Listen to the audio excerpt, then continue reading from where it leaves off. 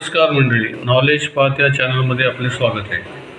नेहमीप्रमाणेच मी तुम्हाला वेगवेगळ्या विषयावरती माहिती देत असतो. आज मी तुम्हाला पंचकोशाविषयी माहिती देणार आहे. आता पंचकोश याचा अर्थ 5 लेयर्स ऑफ एक्झिस्टन्स, आपण त्याला असं इंग्लिशमधनं म्हणतो. आता याची माहिती जर तुम्हाला व्यवस्थित कळून घ्यायची असेल तर मी एक व्हिडिओ मागच्या याच्यामध्ये टाकला होता.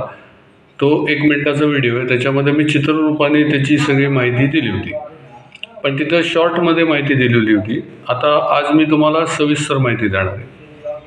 तर त्याचे 5 कोश जे असतात त्याची तुम्हाला मी आधी माहिती सांगतो की 5 कोश याचा अर्थ काय, की अन्नमय कोश, प्राणमय कोश, ज्ञानमय कोश, विज्ञानमय कोश आणि आनंदमय कोश, असे 5 कोश असतात आणि प्रत्येक कोशाचं वेगवेगळं काम सुरू असतं.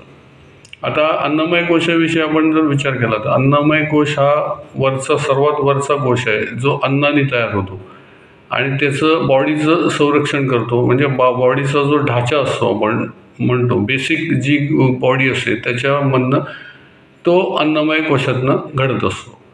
म्हणजे ज्याप्रमाणे आपलं अन्न आपण जसं खात असतो त्याप्रमाणे तो कोश बनत असतो आणि त्याप्रमाणे आपल्या शरीरातल्या ज्या बाह्य ज्या गोष्टी असतात, हाडं असतात किंवा कातडी आहे, त्वचा आहे, याला त्याच्यातनं बळ मिळत असतं. आता दुसरा जो कोश आहे हा प्राणमय कोश आहे. त्याच्यामध्ये प्राणाचं निवास असतो, प्राण आपण म्हणतो. आता प्राण याचा अर्थ बऱ्याच लोकांना प्राण म्हणजे काय असं हे लक्षात येत नाही. तर आपण त्याला एक म्हणजे आपण बिंदू म्हणू, की एक पॉवर पॉईंट असं म्हणू, किंवा एक शरीराला धग देणारा किंवा शरीराला शक्ती देणारा असा एक पॉईंट, असा एक आपण म्हणलं तर तो प्राणमय कोशामध्ये असतो.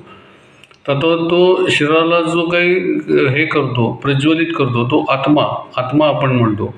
तर तो आत्मा मूलाधार चक्रामध्ये बसून ह्या सर्व गोष्टी करत असतो. तर आपण त्याला प्राणमय कोश म्हणतो.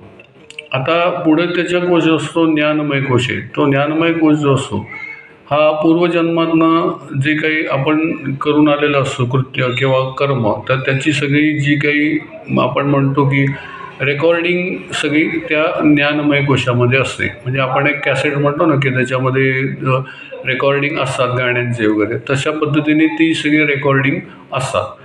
आता मागच्या एका व्हिडिओमध्ये आपण बघितलं होतं की मागचा जन्म असतो, हे आपण त्या व्हिडिओमधनं आपण पाहिलं की मागचा जन्म कशा रीतीने असतो आणि तो या जन्मात कसा कार्यान्वित होत असतो.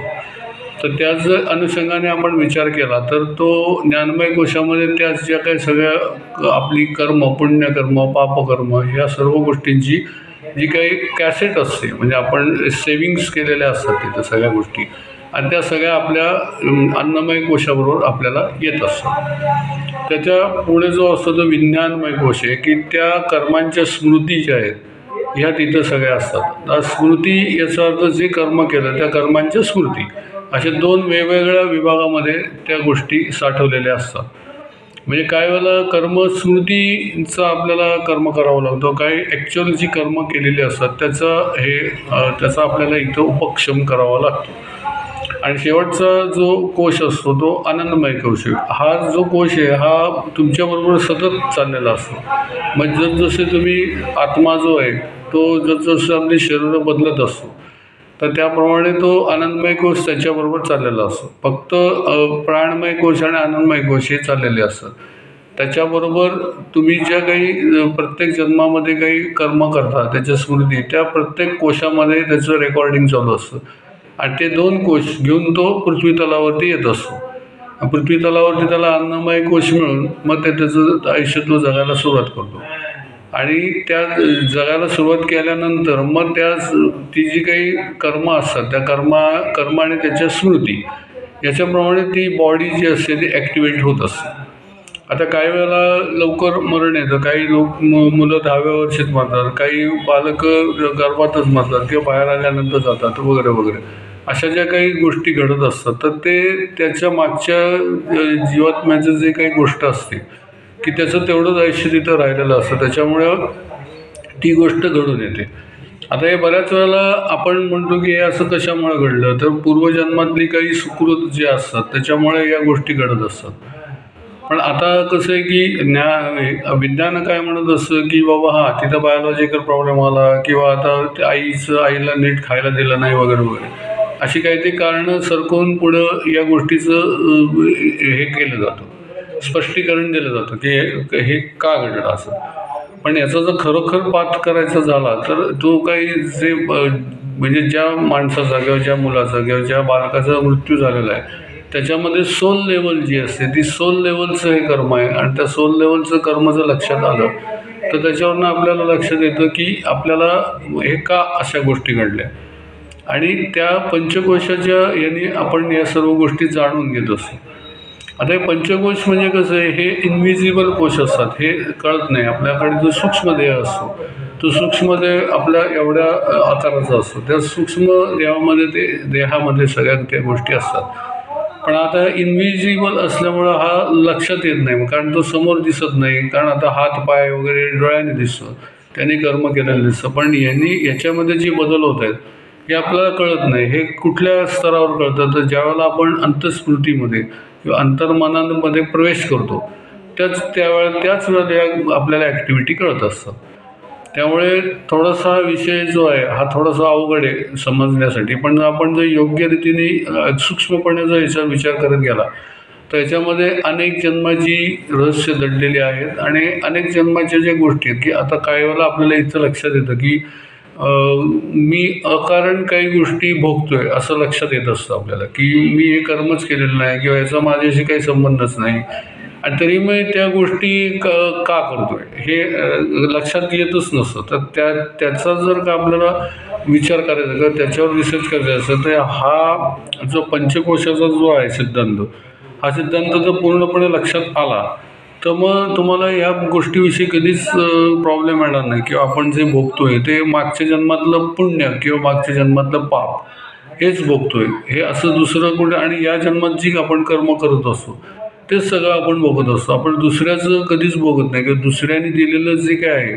आता पूर्वी म्हणायचे की जुलम अत्याचार व्हायचे, त्याच्यामुळे त्यांनी दुसऱ्याने केलेलं कर्म आपल्याला भोगायला लागतं, तर ते तेवढ्या वेळापुरतंच असतं, म्हणजे ते आपण पुढं सरकत नाही ते कर्म जे असतं.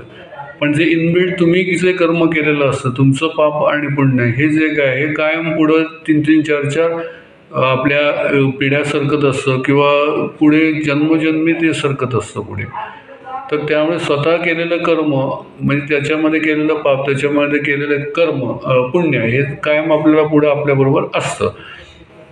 तर पण ह्या गोष्टी समजायलाच लक्षात येत नाही की समजतच नाही. त्यासाठी पंचकोश जी काही आहे सायंटिफिक जी संरचना आहे की पंचकोश जे आहे त्याच्यामुळे तुम्हाला ते जास्त लवकर कळू शकतं.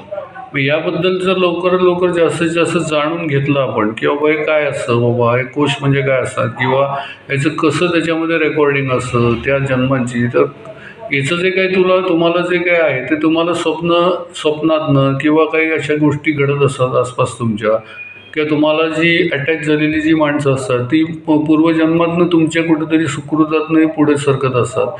अशा अनुषंगाने जर तुम्ही विचार करत गेला तर तुम्हाला यातल्या बरीचशी रहस्य समजू शकतात. आणि ही जर रहस्य कळली तर तुम्हाला आत्ताचा जन्म आणि पुढचा जन्म किंवा हे जे काय आयुष्य आहे खूप चांगल्या रीतीने जगता येतं, कारण आपल्याला बऱ्याचशा गोष्टी कळून आलेल्या असतात. त्याच्यामुळे मग आपण हे करत नाही की अरे हो की बाबा या गोष्टी आहेत म्हणून आपल्याला या गोष्टी सगळ्या बघाव्या लागतात. आता उदाहरणार्थ काही वेळेला पूर्व म्हणजे त्यांच्या ज्या मागच्या पिढ्या असतात त्याच्यामध्ये काही ठिकाणी जमीनदारी असते किंवा काही गोष्टी असतात, मग त्यातनं काही शाप आणि काही चांगल्या गोष्टी काही वाईट गोष्टी अशा येत असतात पुढे. तर मग आपल्याला माहिती आहे एकदा की बाबा माझ्या म्हणजे पूर्वजांनी काही अशा गोष्टी केलेल्या आहेत, तर त्याच्यामुळे हे आपल्याला भोगायला मिळते. म्हणजे चांगलं बघायला मिळलं तरी त्याचा विचार असला पाहिजे आणि वाईट बघायला मिळलं तरी त्याचा विचार असणं आवश्यक आहे. तर तो विचार महत्त्वाचा आहे की आत्ता माझ्याकडे बाबा 2 कोटी रुपयाची जमीन आहे, तर मी काय ह्या जन्मामध्ये ती नाही तयार केली, ती मला पूर्वजांकडनं मिळाली, म्हणजे ती जमीन ही चांगली मिळते. पण त्या पूर्वजांकडनं येणारे जे काही शाप असतात ते सुद्धा तुम्हाला घ्यायला लागतात. मग त्याचा उपश्रम करण्यासाठी काही गोष्टी कराव्या लागतात. तर हे पंचकोशाचे जे काही सिद्धांत आहे ह्याच्यातनं जर त्याचा माग काढत गेला तर तुम्हाला अतिशय चांगल्या रीतीने त्याचा माग काढता येतो आणि त्याच्यावरती बरोबर सोल्युशन काढता येतं. आता हा व्हिडिओ तुम्हाला जर आवडला असेल तर या व्हिडिओला तुम्ही लाईक करा आणि माझ्या चॅनलला सबस्क्राईब करा. धन्यवाद.